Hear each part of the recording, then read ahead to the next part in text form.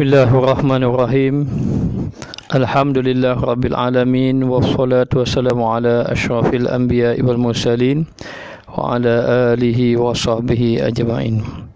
Subhanaka la ilma lana illa ma 'allamtana innaka antal alimul hakim. Rabbi shrah li sadri wa yassir li amri wa hlul 'uqdatam min lisani yafqahu qawli.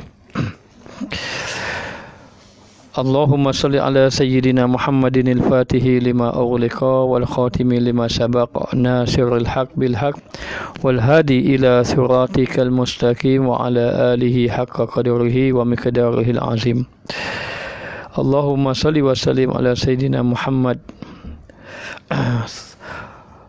salatan tuzawwiju Allahumma salli ala sayyidina Muhammadin al-fatihi lima ughliqa wal khatimi lima sabaq nasirul haq bil haq wal hadi ila siratikal mustaqim wa ala alihi haqqa qadrihi wa miqdarihil azim. Alhamdulillah, segala puja dan puji bagi Allah Subhanahu wa taala, selawat dan salam ke atas junjungan besar Nabi kita Muhammad sallallahu alaihi wasallam. Jadi selamat datang daripada Singapura, daripada Muar, dan kepada siapa saja di mana saja berada. Waalaikumsalam kepada sesiapa yang memberi ucap salam kepada Ustaz. Jadi insya-Allah pada malam ini kita sambung dalam pembacaan kitab kita, dan kita masih lagi berada dalam muka surat 8 dan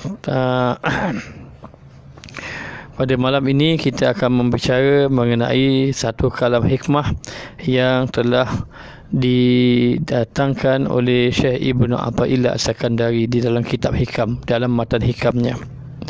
Jadi kepada para jemaah yang dimuliakan, insya-Allah pada malam ini moga-moga kita mendapat manfaat sebagaimana yang kita ambil daripada kata Syekh Ibnu Athaillah As-Sakandari, qala musannif rahimahullahu taala wa nafa'ana bi ulumihi fid dharain amin. Ma nafa'a qalbu syai'un mislu uzlatin yadkhulu biha maidanul fikratin. Maksudnya, tiada memberi manfaat akan hati sesuatu yang seumpama menjauhkan diri daripada manusia yang masuk hati dengan dia kepada medan fikir di dalam segala haqaiq. Maka kalam hikmah memberitahu kita pada malam ini, manafa'a qalbu, tidak memberi manfaat akan hati. Apa dia? Syai'un, sesuatu yang seumpama mislu uzlah, seumpama uzlah. Seumpama uzlah, yakni menjauhkan diri daripada manusia. Yadkhulu biha, yang masuk hati dengan dia kepada medan fikir daripada segala haqaiq. Jadi sebenarnya begini, untuk kita memahami kalam hikmah ini memberi tahu kepada kita antara yang memberi manfaat kepada hati kita. Makna memberi manfaat pada hati kita adalah dua perkara yang disebut dalam matan ini. Yang pertama, mengasingkan diri di perbuatan uzlah. Yang kedua, yadkhulu biha maidanul fikri. Yang kedua, masuk dalam medan fikir, yakni bertafakur. Maka uzlah dan bertafakur ini adalah jalan seseorang itu mendekatkan diri kepada Allah. Sebab itu dia kata manafa'a qalbu, tidak memberi manfaat hati. Hati manusia ini ada dua, satu hati yang bersih, satu hati yang kotor. Satu hati yang baik, satu hati yang rosak. Hati yang baik adalah hati yang cenderung kepada ibadah dan berjaya ataupun benci kepada maksiat. Berjaya meninggalkan maksiat ataupun membenci maksiat. Ini hati yang bersih. Adapun hati yang kotor, hati yang rosak adalah hati yang cenderung kepada maksiat dan tidak suka kepada ketaatan kepada Allah Subhanahu wa taala. Jadi hati kebanyakan kita ini hati dalam keadaan rosak. Kecuali orang-orang yang dipilih oleh Allah, orang yang berjaya membersihkan hati. Maka hati apabila rosak itu akan menimbulkan akhlak yang buruk. Akan menimbulkan akhlak yang buruk. Ini tanda hati seseorang tadi rosak. Maka disebut di dalam hadis, inna fil jasadi mudghah idza salahat salahat jasadu kulluh wa idza fasadat fasadat jasadu kulluh ala wahya qalbu. Sesungguhnya di dalam tubuh badan kamu ada seketul daging. Apabila baik daging itu, maka baiklah yang lain, sebaiklah seluruh anggota, dan apabila buruk daging itu, maka buruklah segala anggota. Ala wahya qalbu, yang dimaksudkan segumpal daging itu adalah qalbu. Maka qalbu itu, yang dimaksudkan qalbu itu bukan hanya seketul daging yang ada di dalam hati kita di sebelah kiri, tetapi yang dimaksudkan qalbu itu adalah hati yang dapat merasa, menerima ilmu-ilmu Allah, rahsia-rahsia Allah, dan juga hati yang membawa seseorang itu dekat kepada Allah Subhanahu wa taala. Maka dikatakan, bila seseorang itu hatinya rosak, tanda hati orang itu rosak, dia tidak akan mampu menjaga lidah, dia tidak akan mampu menjaga mata, telinga, tangan, kaki, kemaluan dan seumpamanya. Ini tanda hatinya rosak. Maka hati yang rosak ini boleh dibaiki, boleh dibersihkan hati tadi. Maka hati yang rosak ini, di antara jalan yang disebut oleh pengarang kitab kita yang paling manfaat dalam proses pembersihan hati, yang paling manfaat di dalam hati tadi adalah memasukkan, maknanya ialah ada dua, yakni yang ialah mengasingkan diri. Mengasingkan diri, uzlah, yadkhulu biha. Bila mengasingkan diri dalam keadaan uzlah, yadkhulu biha, maka dimasukkan di dalam hatinya itu maidanu fikrah, iaitu medan berfikir. Jadi di sini jalan pembersihan hati itu adalah yang pertama uzlah, yang kedua berfikir ataupun bertafakur. Ini jalan. Maka uzlah adalah jalan mendekatkan diri, namun uzlah tanpa bertafakur tidak memberi manfaat. Bahkan bertafakur tanpa uzlah pun tidak memberi manfaat, maknanya. Maka dikatakan bahawa maka tiap-tiap uzlah tiada serta dengan fikir, maka tiada padanya dibilangkan. Kalaulah dia uzlah, dia mengasingkan diri, tetapi di dalam uzlah dia tidak ada tafakur, dia tidak ada berfikir, memikirkan, maka ia tidak dikira orang yang uzlah. Orang yang uzlah. Boleh jadi kita kata apa? Kita kata orang yang mengurung diri, dia kurung diri kat rumah dia. Maka yang dikhendaki bahawa uzlah tadi masuk dalam medan berfikir. Nabi SAW antara awal, jalan yang awal Allah Ta'ala ingin mendatangkan wahyu kepada baginda Rasulullah SAW adalah dengan jalan uzlah. Ketika mana baginda melihat bagaimana masyarakat Mekah, ketika mana masyarakat Rasulullah melihat keadaan masyarakat Mekah yang mereka itu minum arak, berzina, berjudi, menyembah patung berhala, menindas orang, menzalimi, mengamalkan riba, dan juga pelbagai kerosakan yang dilakukan. Lalu ini menyebabkan hati baginda Rasulullah SAW tidak senang. Maka baginda mengambil jalan bertahanus di Gua Hira. Bertahanus di situ adalah beruzlah, mengasingkan diri. Maka baginda duduk di dalam Gua Hira. Maka ketika mana baginda duduk di dalam Gua Hira, ada dua pendapat. Di dalam kitab Haqaiq Tasawuf menyatakan bahawa ada dua pandangan. Satu mengatakan baginda bertafakur, memikirkan keadaan masyarakat Mekah yang duduk dalam kesesatan jahiliyah. Dan di samping itu juga Rasulullah duduk di dalamnya, ada menyatakan bahawa baginda memperbanyakkan menyebut nama Allah. Kerana sesungguhnya Rasulullah ini daripada kecil yang banyak keluar daripada lidahnya adalah kalimah Allah ataupun nama-nama Allah yang mulia. Maka kesan daripada baginda memikirkan tentang keadaan masyarakat ummah yang jahiliyah, tentang maknanya Allah Ta'ala, maka Allah Ta'ala datangkan wahyu. Ini bermakna untuk kita nak mendatangkan nur di dalam hati kita, pembersihan hati kita, maka antaranya adalah jalan uzlah. Maka uzlah itu adalah mengasingkan diri. Namun kata pengarang kitab kita, tiap-tiap uzlah, tiap-tiap perbuatan mengasingkan diri tiada serta dengan fikir, tanpa disertai dengan tafakur, tanpa disertai dengan amalan tafakur itu, maka tiada padanya dibilangkan, maka dia tidak dikira uzlah. Tidak dibilangkan uzlah. Maknanya siapa ni mahu beruzlah di Pulau Besar, bagus itu. InsyaAllah moga Allah Ta'ala pemudahkan. Maknanya maka beruzlahlah kita. Ada yang nak beruzlah di pulau, ada yang nak beruzlah dalam rumah, ada yang nak uzlah dalam rumah ni letakkan satu bilik tempat dia asingkan diri, ada yang dia nak beruzlah atas bukit, itu terpulang. Masing-masing jalan, masing-masing cara, tidak jadi masalah. Yang penting uzlah itu tujuannya apa? Tujuannya untuk mendekatkan diri. Tapi kalau uzlah yang disertai dengan nafsu, mengasingkan diri, betapa untuk jadi kebal, untuk dapat kehebatan-kehebatan tertentu, maka ini dilarang sama sekali. Maka kalau kamu uzlah asingkan diri, kamu tidak bertafakur, maka itu tidak dikira kamu uzlah. Kamu uzlah, maka dikatakan di sini, dan tiap-tiap fikir yang tiada uzlah itu, lalu dia berfikir ataupun dia berfikir tafakur tapi tidak uzlah. Di mana dia bertafakur? Di tempat khalayak yang begitu ramai.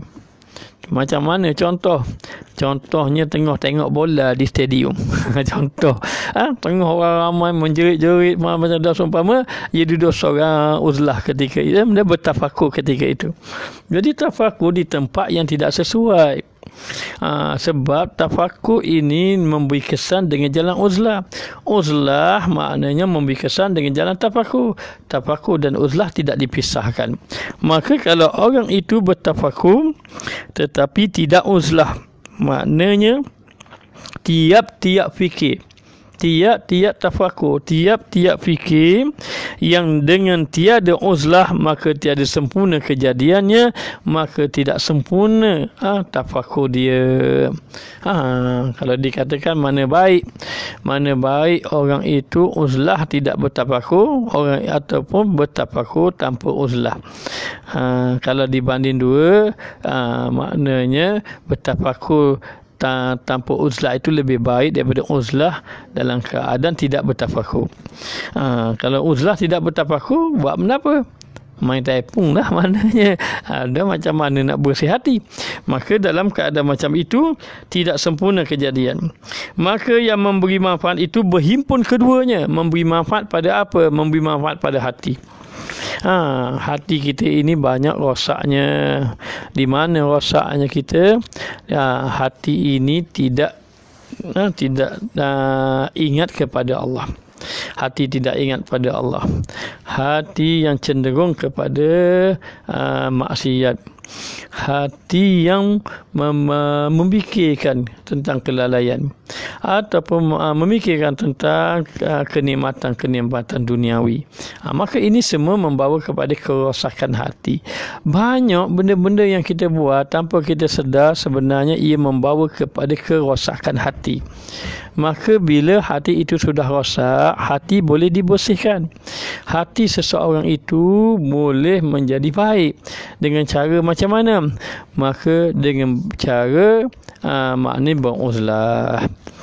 Maka beruzlah ini dengan cara uzlah, mengasingkan diri, bertafakur, ada ulama mengatakan bahawa itu jalan bagi orang yang tidak ada guru. Tetapi dia nak bersihkan hati dia, dia jangan gaul dengan orang, dia uzlah. Tetapi seandainya dia ada guru ataupun dia beruzlah, bersama dengan guru, itulah yang paling baik maknanya. Jadi bersuluk tu bertafakur, bersuluk tu bertafakur ke tuan guru. Bersuluk ini adalah bersuluk itu adalah satu proses tarbiyah daripada guru untuk menyucikan rohani. Itu panggil suluk. Jadi prosesnya macam mana? Dalam suluk itu diajarnya tafakur. Dalam suluk itu diajarnya uzlah. Dalam suluk itu diajarnya zikir. Dalam suluk itu diajarnya taubat. Itu penyucian hati. Ini adalah maknanya. Jadi siapa yang tidak pernah bersuluk, boleh cari guru-guru yang ahli untuk memimpin suluk, untuk menunjuk jalan ke kerohanian. Ustaz sempat pernah juga bersuluk beberapa kali untuk membersihkan hati. Namun rasa-rasanya masih lagi banyak kotoran-kotoran dalam hati yang perlu dibersihkan. Baik, lalu dikatakan bahawa seseorang tadi apabila sahaja dia nak uzlah, mesti dia kena ada tafakur. Kalau dia nak tafakur, afdalnya uzlah. Maka hendak memberi manfaat kepada hati itu adalah dihimpunkan dua-dua, yakni bertafakur dan juga beruzlah. Maknanya ini jalan dia. Jadi dengan sebab itu, kita sekarang di antara sebab kadang kita lalai beribadat, semayang balik rumah jadi lalai balik lara. Masa duduk masjid duduk sama dengan jemaah, alhamdulillah, tapi bila balik rumah habis kita pun jadi lalai kepada Allah. Begitu. Jadi begitu keadaan kita. Bahkan kalau dihitung antara lalai dengan ingat, antara ibadat dengan buat perkara sia-sia, buat perkara sia-sia lebih banyak daripada ibadat. Inilah masalah kita. Ini masalahnya pada apa? Masalahnya duduk pada hati saja. Bila hati sudah tidak cenderung kepada ibadat, maka tidak mengambil manfaatlah dia dalam masa dia, tidak mengambil manfaat pada masanya, pada maknanya peluang dia beribadat. Jadi dalam keadaan macam itu, akhirnya dalam keadaan itu duduk kita dalam keadaan hati kita semakin lalai kepada Allah. Boleh ke beruzlah di dalam gua ataupun semuanya dalam tempoh yang lama, sebulan ke atau sebagainya? Itu kena tanya. Beruzlah dalam gua itu dia sendiri ke dia bersama guru? Kemudian ketika mana dia beruzlah dengan dalam gua sampai sebulan itu, apa matlamat dia? Apa matlamat dia? Kemudian bagaimana dengan perjalanan ibadat wajib dia?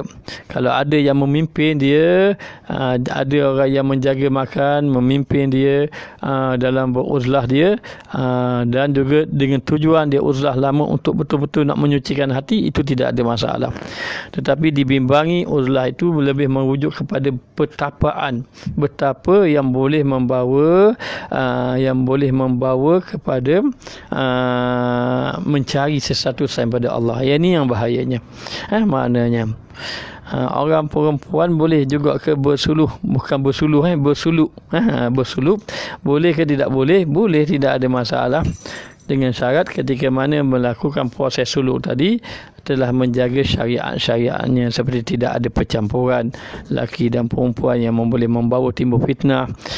Maknanya, dan dia ketika dia pergi bersuluk dalam keadaan dia itu dia mendapat izin daripada suaminya, ataupun ada mahram yang bersama dia yang menjaga dia, abang dia ke, ayah dia ke, dan seumpama dengannya. Yang paling penting maknanya seseorang itu melakukan perjalanan proses untuk mendekatkan diri kepada Allah Subhanahu Wa Taala. Maka antara jalan prosesnya membersihkan hati adalah dua jalan, uzlah dan juga tafakur, yakni bertafakur ketika uzlah. Baik, kita tengok. Dan bahawasanya mengubat segala penyakit hati itu wajib atas tiap-tiap orang yang sakit. Maka mengubat penyakit hati itu wajib bagi orang yang sakit. Siapa yang sakit? Kita. Sakit ini sakit apa? Sakit ini sakit rohani. Uzlah tapi tidak solat Jumaat. Ini masalahnya. Baik kalau dia ini maknanya termasuk orang musafir jauh dia pergi uzlah, itu boleh lagi dipertimbangkan. Tapi kalaulah dia uzlah tidak pergi kepada sembahyang Jumaat, ini memberi kesan. Inilah yang jadi masalah. Maka biasanya guru-guru rohani dia tengok, biasa kalau dia uzlah pun sampai waktu sembahyang dia akan suruh jemaah dia pergi sembahyang, kecuali mungkin bagi orang-orang yang musafir. Musafir dan maknanya yang dibenarkan dia meninggalkan sembahyang Jumaat menggantikan sembahyang Zuhur. Adapun uzlah sampai tidak solat Jumaat ataupun uzlah sampai kepada tidak sembahyang yang 5 waktu, ini bahaya sebenarnya. Semasa bersuluk, bukan suluk tu. Tadi bersuluh, ni bersuluk. Bersuluk, bercakap banyak boleh ke ustaz? Kalau dia bersuluk, dia bercakap banyak, takut dibimbangi tidak manfaat ketika dia bersuluk. Sedangkan ketika bersuluk itu yang disuruh banyak zikrullah. Zikrullah ataupun membicarakan ilmu. Okey, baik. Maka dikatakan di sini untuk mengubat penyakit ini wajib bagi orang yang ada penyakit hati. Penyakit hati bukan berasa hati marah orang, bukan. Penyakit hati ini yakni penyakit lalai kepada Allah. Maka perlu diobati tadi. Maka bila kita menyedari, kita tahu bahawa kita ada penyakit hati kita. Seperti apa? Kalau kita buat ibadat, kita rasa ujub. Kalau kita maknanya buat kebaikan, kita rasa bangga maknanya, dan ini merupakan bahawa hatinya berpenyakit. Ma'unah dan karamah ini adakah kedapatan waridah ini Ustaz? Ini adalah kedapatan waridat ini Ustaz. Jadi ma'unah dan karamah ini pemberian Allah. Hanya karamah diberi kepada awliya, ma'unah beri pada orang-orang soleh. Dan juga kadang-kadang diberi kesan daripada dia orang yang bersih di sisi Allah Subhanahu Wa Taala. Biasanya disebut perkataan waridat ini dia lebih kepada pemberian yang berbentuk kerohanian. Biasanya begitu. Okey, baik. Kemudian dikatakan bahawa apabila seorang itu menyedari bahawa dia sakit, maka wajib mengobati. Wajib atas tiap-tiap orang yang sakit itu cari obat hati dia tadi. Hati tadi. Maka tahu tak kita ni sakit, kita ada penyakit, tidak ada penyakit. Ada penyakit, kita lalai. Maka orang yang lalai ini dikira orang yang ada hatinya berpenyakit. Maka dalam keadaan macam itu dia kena cari obat. Kalau orang sakit, dia cari doktor. Sakit zahir. Kalau orang sakit hati, sakit rohani, dia nak cari siapa? Kalau jangan pergi jumpa doktor, saya sakit, saya ada hasad dengki lah. Doktor pun bagi obat, makan 3 kali sehari. Boleh gitu? Maknanya tidak ada. Kalau ada begitu, senanglah. Maka kalau sakit zahir jasad, maka jumpalah doktor, tabib. Tapi kalaulah sakit rohani, jumpalah ahli-ahli sufi, para awliya Allah, guru-guru musyrik, orang-orang yang ditabiatkan rohaninya. Maknanya kerana mereka ini bagaikan doktor yang mengobati penyakit rohani, bagaikan doktor yang mengobati penyakit zahir. Begitulah orang ahli-ahli sufi, ahli-ahli tasawuf, mereka itu adalah tabib, doktor dalam mengobat penyakit kerohanian. Baik, mana lebih bahayalah penyakit zahir dengan penyakit batin? Penyakit batin lebih bahaya mengikut pandangan ahli-ahli sufi. Orang awam penyakit zahir lah bahaya orang awam. Hasad dengki dalam hati tak bimbang. Yang bimbang apa? Penyakit kecil manis. Penyakit 3 serangkai. Kecil manis, darah tinggi, apa lagi penyakit. Penyakit. Maknanya itu yang dibimbangi. Maknanya akibat dibimbangi penyakit itu, pergi obat sini, pergi ke sana, pergi ke jumpa doktor ini dan sebagainya, tetapi tidak sedar penyakit rohani itu bersarang di dalam hatinya. Hati penuh dengan dengki, hati penuh dengan sombong, hati penuh benci pada orang, buruk sangka pada orang. Ini semua penyakit-penyakit rohani yang perlu diperbaiki. Akibat daripada penyakit rohani ini apa? Kalau kata penyakit jasad ini, kita jadi dogok tubuh. Orang kata dogok tubuh, lemah tubuh, tak bangun maknanya. Kenapa? Sebab sakit, tak bangun. Tetapi penyakit rohani tidak apa? Tidak tenang. Hati tidak tenang. Hati tidak tenang, kehidupan dia. Kerana apa? Kerana di dalamnya ada penyakit rohani. Orang yang hasad, dia tengok orang lebih baik pada dia, hati dia susah hati. Itu menandakan bahawa penyakit yang ada di dalam hati. Obatilah penyakit. Obat dengan apa? Obat dengan uzlah dan tafakur antaranya. Ada ulama mengatakan obat uzlah dan tafakur ini jalan yang utama ke? Ada ulama kata jalan yang utama. Ada ulama yang lain kata jalan utama adalah taubat. Tapi ada ulama kata jalan utama adalah uzlah dan tafakur. Itu yang paling penting. Semua jalan itu, uzlah ke, tafakur ke, taubat ke, zikir ke, suhbah dengan orang yang soleh ke, itu antara obat-obat besar untuk mengobati hati maknanya. Maka dikatakan di sini adalah ia daripada mengalahkan segala hukum tabiat atasnya. Kalau dibandingkan sakit-sakit yang betul tabiat ini, sakit rohani lebih bahaya. Apa kata ulama? Penyakit nafsu itu sengatan nafsu itu lebih berbisa daripada sengatan binatang yang berbisa. Sengatan nafsu itu lebih berbisa daripada sengatan binatang yang berbisa. Ini menunjukkan apa? Penyakit nafsu inilah penyakit hati. Ia lebih berbisa daripada binatang, sengatan binatang yang berbisa. Maknanya dikata, Ustaz, kalau kena binatang sangat berbisa, sekali mai ular patut terus mati, tapi orang hasad dengki tak mati. Maknanya berbanding dengan tu, sebenarnya hasad dengki ini boleh mati habis amalan kamu, boleh mati terus hati kamu tanpa kamu sedar, hati terus mati. Iyyaka wal hasada, innal hasada ya'kulul hasanat kama ta'kulun narul hatab. Maknanya jauhkanlah kamu daripada dengki. Dengki itu memakan pahala kamu sebagaimana kayu api dimakan oleh api. Api yang makan kayu api. Tu 3 serangkai. Keciman ni dah tinggi sakit jatuh. Gitu. Baik. Maka dikatakan di sini, maknanya dia lebih bahaya daripada segala hukum tabiat atasnya, dan ubat yang terlebih memberi manfaat akan dia. Baik, kalau orang tanya, saya sakit, hati saya sakit, penuh hasad dengki, ujub, takabur, apakah obat yang paling mujarab untuk membersihkan hati? Obat yang paling mujarab untuk membersihkan hati itu adalah uzlah.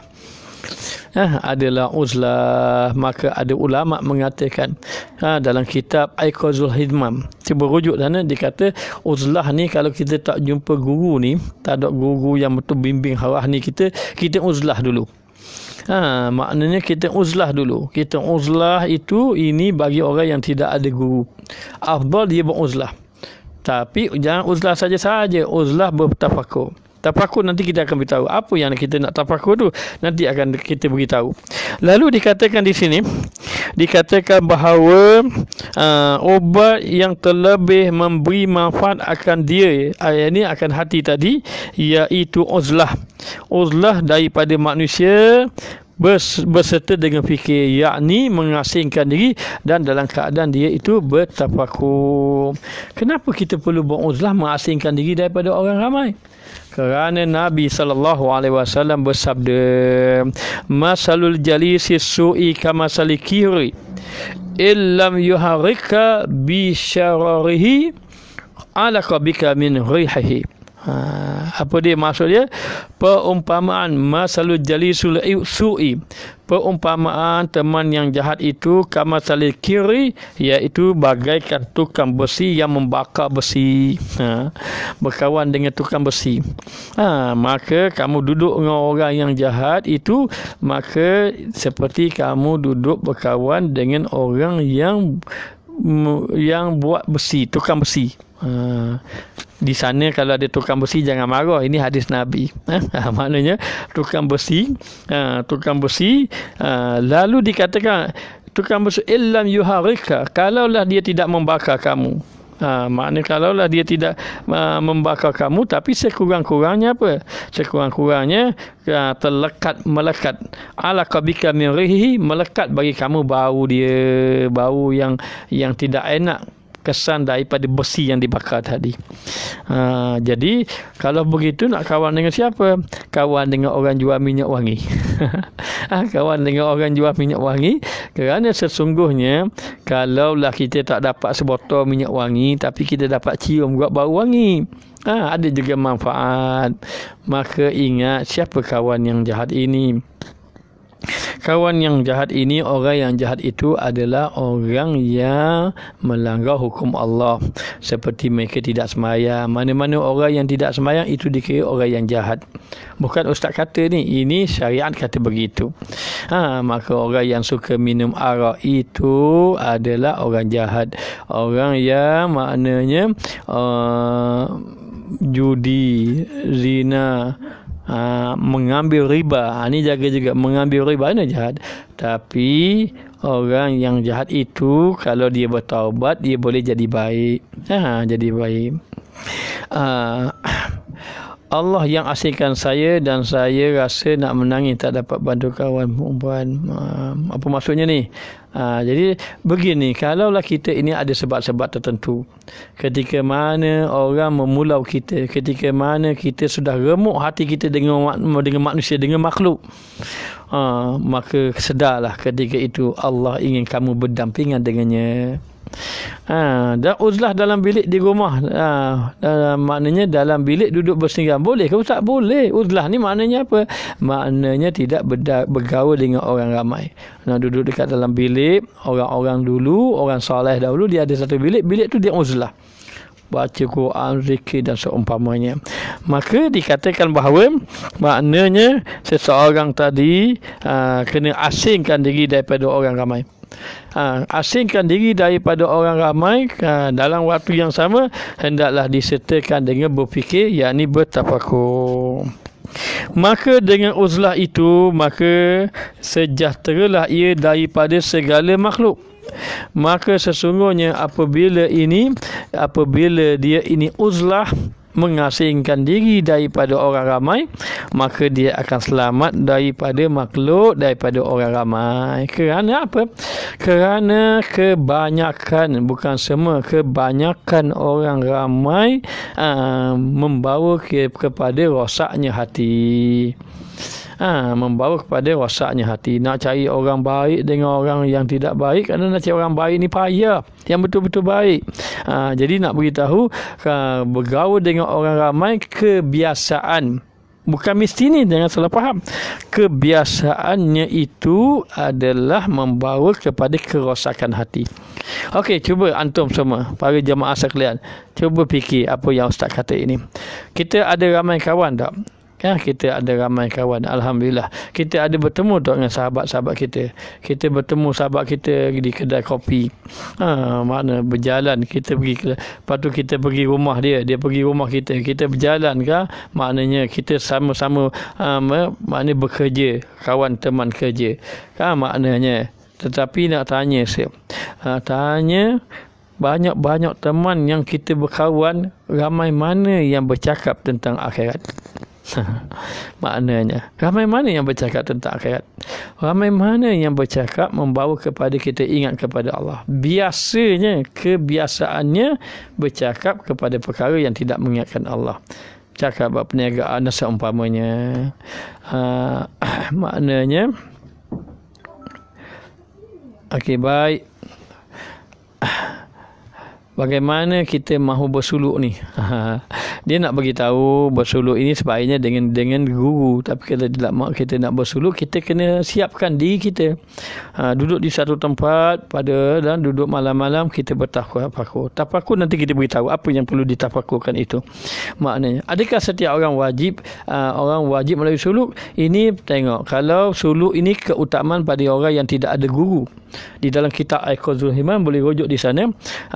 Dan seandainya ada guru, kalau dia tidak bersuluk, boleh dia bersubah dengan gurunya, dengan syarat persubahan dia. Subah ni pula apa pula? Subah ni bergaul dengan kawan dia itu, dengan guru dia itu, boleh membawa kesan yang baik pada hatinya, boleh membersihkan hati. Maka tak wajib bersuluk itu, tetapi yang wajib menyucikan hati. Okey, baik. Berapa lama kena asingkan diri itu? Itu terpulang pada kita. Ada orang sampai 2-3 tahun asingkan diri. Tapi asingkan diri di mana? Di masjid, mereka berzikir, mereka itu beribadat kepada Allah Ta'ala. Itu terpulang. Sekiranya seseorang itu telah mengasingkan diri dengan waktu yang lama, tiba-tiba dia dapat merasakan bahawa dia perlu berdampingan dengan orang ramai, kerana baginya dengan berdampingan dengan orang ramai dia akan dapat kebaikan kepada orang lain. Maka ketika itu dia kena keluar. Baik. Memang betul lah, nak cari orang yang ikhlas ni memang payah. Kena ada kebenaran guru untuk khalwah dan uzlah. Kalau dapat kebenaran guru itu lebih baik, tapi tidak perlu kebenaran guru pun tidak mengapa, kerana itu salah satu jalan usaha kita sendiri untuk menyucikan diri kita. Maknanya, jadi keluar dakwah tabligh itu dikira uzlah ke? Uzlah ini mengasingkan diri, tabligh itu dia kira berdakwah. Itu berbeza maknanya. Jadi mengasingkan diri untuk penyucian hati kita, berdakwah untuk memberi manfaat pada orang lain. Maka baik, kita tengok dalam keadaan macam itu dikatakan bahawa dengan uzlah itu adalah ia sejahtera daripada segala makhluk, selamat daripada segala makhluk. Kerana apa? Kalau kita beruzlah, antara kita beruzlah ini manfaat dia banyak, tapi cuba antaranya kita ini dapat menjaga hati kita daripada riak. Kerana ketika uzlah tak ada orang, kita nak tunjuk siapa, maka dapat jaga kita daripada riak.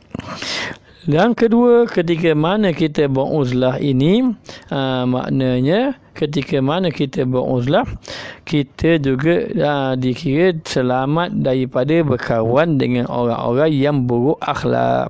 Ketika mana kita beruzlah, selamat daripada kawan-kawan yang buruk akhlak. Dan kita beruzlah juga maknanya boleh menumpukan hati kita kepada Allah.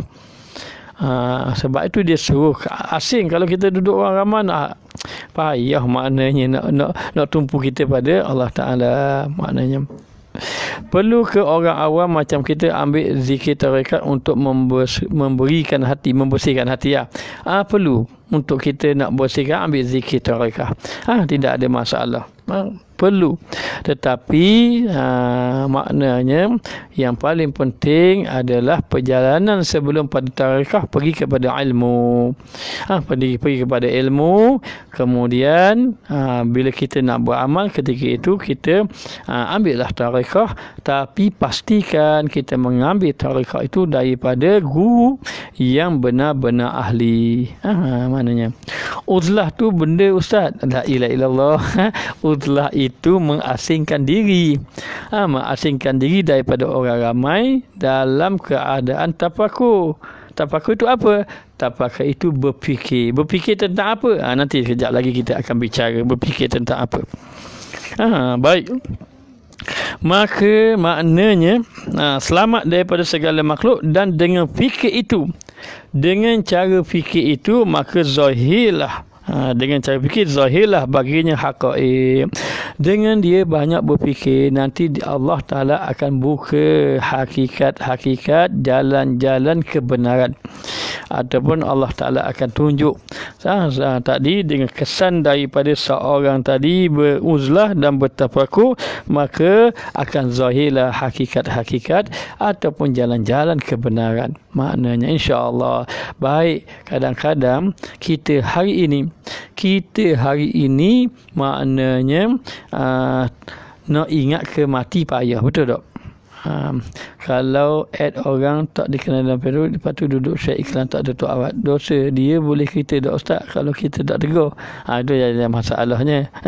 Kalau lah dia Facebook kita, dikenal dalam Facebook, dia duduk share iklan, dia dalam Facebook dia, sebaiknya kita tegur lah. Ini pernah berlaku pada ustaz. Ada satu orang, dia ini memang mengikuti kita dan memang dia satu orang wanita yang tidak menutup aurat, dan kadang-kadang di Facebook dia itu ada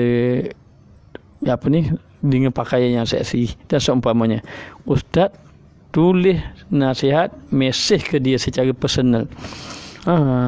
Dalam keadaan dia tak tutup aurat, tapi kita puji dia, kamu ni bagus, kamu ada kecantikan, kamu cantik, kamu bagus sebenarnya, maknanya selalu ikut ustaz, tapi alangkah baik, lagi bagus kalau kamu menutup aurat, memakai pakaian gini-gini, maknanya. Jadi begitulah, kita kena berdakwah lah bila itu teman kita dan kita dapat tahu dia keadaan begitu. Okey, baik. Kemudian dikatakan zahirlah baginya hakikat, maka bahawasanya hati apabila sunyi ia daripada khayal, apabila sunyi ia daripada khayal yang wahmiyah, wahamiyah, maka tiada tinggal lagi baginya syak. Okey, baik. Hati kita ini banyak khayal yang wahamiyah. Apa makna khayal yang wahamiyah ni? Maknanya khayal yang wahamiyah ni, kita ini banyak khayal, banyak khayal ataupun berfikir benda-benda yang waham, benda yang tidak pasti, benda yang merugikan kita. Banyak fikir nak cari duit banyak, maknanya banyak fikir macam mana nak dapat rumah banyak. Kalau orang ada yang fikir macam mana nak dapat pengaruh yang ramai, macam mana nak dapat pangkat, itulah yang dia fikir. Jadi tafakur itu tidak dikehendaki oleh Allah. Bukan itu yang Allah Ta'ala kehendaki. Dah kita tengok apa yang berlaku kepada orang yang uzlah. Tahu tak siapa yang antara yang beruzlah? Dia uzlah dalam gua. Tadi ada tanya orang uzlah dalam gua. Tahu? Allah Ta'ala berfirman dalam suratul Kahfi. Dalam suratul Kahfi, wa idh i'tazaltumuhum wa ma ya'buduna illa Allah fa'wu ilal kahfi yanshur lakum rabbukum min rahmatihi wa yuhayyi lakum min amrikum mirfaqa. Ini dalam surah apa? Dalam suratul Kahfi ayat yang ke-16. Allah Ta'ala berfirman, dan ketika kamu meninggalkan mereka dan apa yang mereka sembah selain pada Allah. Akibat orang sembah, maknanya orang sembah selain pada Allah, maka dia lari, uzlah. Carilah tempat perlindungan di dalam gua itu, semoga Tuhanmu menyebarkan kurniaannya kepadamu dan menyediakan untukmu apa yang berguna dalam pekerjaan kamu itu.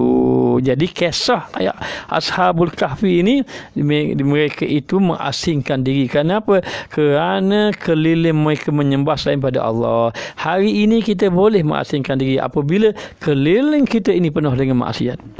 Maknanya jadi kalau tamu tegur kena ampun yang daya, gitulah lebih kurang. Baik, beruzlah selain daripada kita lari daripada penyakit orang ramai, ia juga agar penyakit batin daripada kita tidak jangkiti orang lain. Ya, betul. Maknanya. Okey, baik. Kemudian dikatakan bahawa apabila khayal ini sudah tidak ada dah khayal yang wahamiyah ini.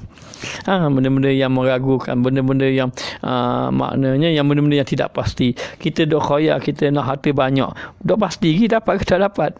Maknanya maka dalam keadaan itu sudah tidak ada khayal yang wahamiyah, dan maka tiada lagi tinggal lagi syak. Syak pun sudah hilang. Syak ni ragu-ragu. Ragu-ragu maknanya sudah hilang. melainkan akan wujud haqaiq wujudiyah, maka akan didatangi oleh Allah hakikat kewujudan Allah. Lepas tu kita ni hari ini kadang-kadang para jamaah, ketika mana kita buat maksiat, kita jadi tidak memikirkan Allah itu wujud. Tahu tapi nak datangkan dalam hati itu. Maknanya. Okey, baik. Dulu kita pernah ambil zikir tarikat, dah lama dah tinggal buat zikir lain. Apa nasihat kalau kita buat yang lain bagaimana? Kalau nak ambil zikir dengan zikir yang lain boleh, tapi kalau boleh minta izin dengan tuan guru yang kita ambil dengan zikir yang pertama itu. Itu yang lebih baik, ya, begitulah maknanya. Okey, bagaimana kita nak tahu seorang ustaz itu ustaz yang mursyid untuk kita beruzlah dengannya? Ya, nak cari guru mursyid ni payah. Kalau dia mau tanya ustaz, payahlah. Ustaz pun tidak tahu sebenarnya. Yang pastinya ustaz bukan guru mursyid, itu saja. Sebab apa? Sebab ramai juga yang datang mau nak beruzlah, nak bersama dengan kita lah, dan seumpamanya. Astagfirullahalazim. Salah orang itu, salah orang. Baik, macam mana kita nak mengetahui guru mursyid? Guru mursyid ini cukup payah sebenarnya. Kata Syekh Yusuf Al-Hasani, beliau adalah mursyid tarikat Sazuliyah. Sazuliyah Daqawiyah. Dia orang kata Syekh tu guru mursyid tanya pada Syekh, bagaimana Syekh kami ingin mendapatkan guru mursyid dan bagaimana nak kenal guru mursyid? Kata Syekh Yusuf Al-Hasani itu menjawab, beliau mengatakan bahawa untuk kamu ingin mendapat guru mursyid ataupun mengenali guru mursyid, kamu kena bersihkan hati kamu.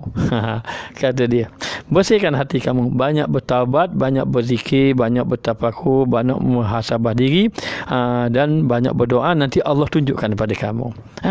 Itu dari segi amalan macam mana nak dapat. Tapi guru mursyid itu kadang-kadang kita boleh tengok melalui apa? Melalui amalan dia, melalui akhlak dia.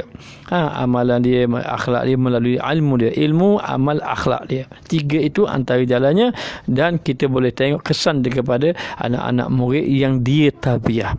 Anak murid khusus, bukan anak murid umum. Jangan tengok anak murid umum. Anak murid umum memang payah. Dia duduk dalam majlis, dia pun ijazahkan amalan. Orang lain pun kata qabidna, kami terima belaka. Pakar ni ada amal, ni tak ada amal. Tak, dia tengok pada anak murid khusus yang bersama dengan dia. Okey, baik. InsyaAllah akan datang kita bicara tentang guru mursyid. Baik. Lalu dikatakan bahawa maka bolehlah faedah ia mengetahui pada Tuhannya dan pada dirinya. Maka apabila sudah hilang, setelah dia memikirkan tentang Allah, maka hilanglah dia segala fikiran yang lain, yang wahamiyah tadi, yang khayal, yang melalaikan tadi, sehingga datangkan Allah Ta'ala datangkan rasa wujudiyah Allah Ta'ala tadi. Maka ketika itu dapatlah kenal akan dirinya, akan mengenal zat Allah Ta'ala.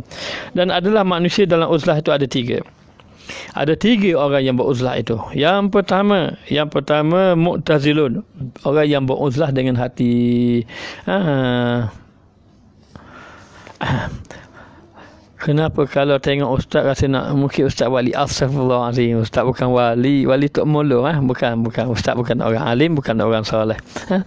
Baik, maknanya itu dulu ada satu orang dia tulis mesej ke ustaz dalam Facebook. Dia tulis apa? Dia kata semoga Allah menambahkan kewalian ustaz. Bila pula kita jadi wali? Nanti kalau ustaz akan, satu hari ustaz akan jadi wali juga. Bila anak kita menikah. Itu boleh, insya-Allah. Yang pasti ustaz bukan orang yang saleh. Saya sudah 2 tahun kematian suami dan tinggal seorang diri. Masa dipenuhi dengan belajar, mengaji dan pergi ke agama, rasa ada ketenangan, dan kadang sampai takut nak pergi.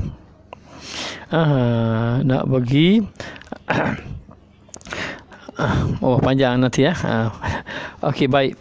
Mana adakah itu tidak langsung dikira uzlah? Kalau kita duduk dalam rumah melakukan amal ibadat, insya-Allah itu dikira uzlah sebenarnya. Yang paling penting uzlah tadi mengasihkan diri kepada Allah Subhanahu Wa Taala. Baik, kita tengok. Maka dikatakan bahawa maknanya adalah manusia yang uzlah itu ada tiga. Yang pertama mu'tazilun dengan hatinya, yakni orang yang uzlah dengan hati. Uzlah dengan hati ni bukan orang calang-calang orang sebenarnya. Maknanya tiada dengan jasad. Jasad tak uzlah. Jasad dia duduk dengan orang ramai. Yang tadi kata uzlah maknanya apa? Uzlah ini dia memberi manfaat dengan tafakur. Jadi kalau dia duduk dekat orang ramai, dia tidak bertafakur, tak ada manfaat. Tapi ada orang dia duduk tempat orang ramai. Maka yang pertama maknanya yang pertama uzlah ini dia uzlah dengan hati. Dia uzlah dengan hati. Hatinya sentiasa tafakur, tafakur kepada Allah Ta'ala, dan juga dikatakan bahawa hatinya itu tidak disibukkan dengan apa yang ada kelilingnya. Maka dia bagaikan duduk uzlah seorang diri di rumah. Kerana apa? Kerana orang uzlah, hati tak ada fikir yang lain, fikir Allah Ta'ala, benda dunia tak masuk, dia duduk kat orang ramai, dunia pun tak masuk. Ini uzlah dengan hati saja. Tidak dengan jasad. Jasad bergaul dengan orang ramai macam biasa. Ini siapa? Ini hal orang yang ahlul kamal, yakni orang yang betul-betul sempurna. Ini orang yang sempurna, dia punya iman dia sempurna, dan dia juga termasuk orang yang telah mencapai makrifat kepada Allah. Okey, baik. Yang kedua, Mu'tazilun, orang yang beruzlah dengan jasad, yakni orang yang uzlah dengan jasad. Maknanya dengan jasad dia, tubuh badan dia uzlah, mengasingkan diri. Ini yang maknanya orang tu duduk di rumah dia.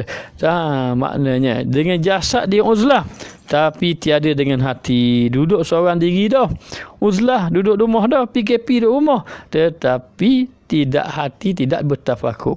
Maka tiada dengan hati. Orang yang macam ini iaitu tiada dibilang halnya, kerana berpaling ia daripada kurniaan Tuhan. Dia tidak dikira orang uzlah dari di sisi Allah. Walaupun orang tu kata, kenapa lama tak nampak? Allah, musim-musim gini kami jenis uzlah, tak keluar rumah. Tetapi sebenarnya ketika mana dia duduk di rumah, hatinya tidak bertafakur kepada Allah, hatinya tidak memikirkan tentang Allah, maka ini tidak dikira uzlah. Kenapa dia tidak dapat kurniaan Allah? Hatinya sama saja, tak takut pada Allah. Begitulah samanya. Yang ketiga yang Mu'tazilun, iaitu orang yang beruzlah dengan keduanya. Maknanya apa? Dengan kedua jasad dan hati. Dia tak bergaul dengan orang, tubuh badan dia, dan hatinya ingat kepada Allah Ta'ala. Iaitu orang yang telah sunyi dirinya, orang yang bersunyi-sunyi. Ada guna perkataan uzlah, ada mengguna perkataan khalwah. Jadi khalwah ni kadang orang salah guna. Khalwah ni kata khalwah itu bersunyi-sunyian. Uzlah itu mengasingkan diri.